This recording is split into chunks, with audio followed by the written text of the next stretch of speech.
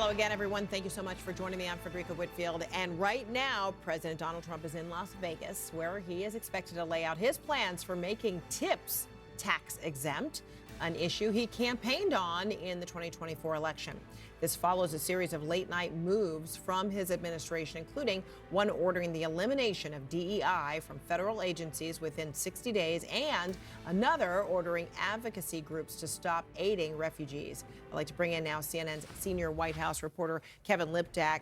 Kevin, the president is going to speak to his supporters shortly. What do we know?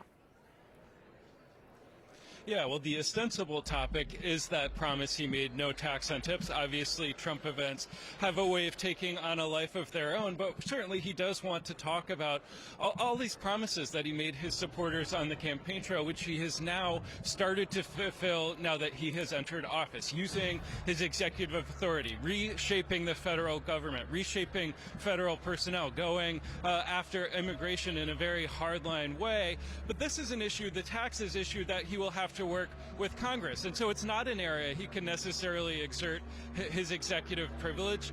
Congress this year will have to rewrite tax policy once Trump's 2017 tax cuts expire. And so this is an issue that will come up over the next year. As you mentioned, this is a promise he made first here in Nevada on the campaign trail. Obviously, this is a state with a high number of hospitality workers, restaurant workers, people who rely on tips for their livelihood, and it has become enormously popular.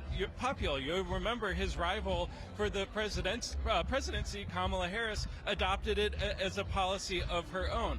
There are some questions about the economics of all of this. Tipped workers don't always pay income tax. There's some questions about whether fraud could be involved, high income workers trying to pass off their income as tips. And these are all questions that Congress and lawmakers and the White House will have to work through if this plan is to become a reality. But what you're seeing President Trump doing here is really going back to all of those campaign promises he made and trying to demonstrate to his supporters, in this room here in a casino in Vegas is full of his supporters, that he is carrying out what he said he would do as a candidate. And I just want to mention one notable attendee at this event that we spotted. His name is Stuart Rhodes. He's the founder of the Oath Keepers. He was serving an 18-year prison sentence for seditious conspiracy related to January 6th. Trump commuted that sentence on his first day in office. Now he is here at this event. I asked him if he was planning to meet with Trump while he's here. He said he would like to thank him for offering that act of clemency. Not clear that he will, but certainly gives you a sense of the color of this first week of Trump's presidency, Fredricka. So Kevin, do you know, was he invited to attend or he voluntarily showed up to attend?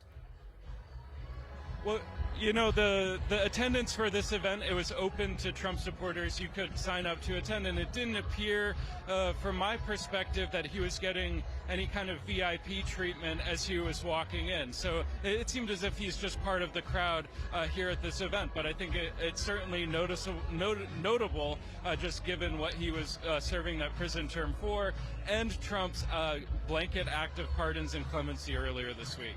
Indeed. All right, Kevin Liptak in Las Vegas. Thanks so much. All right,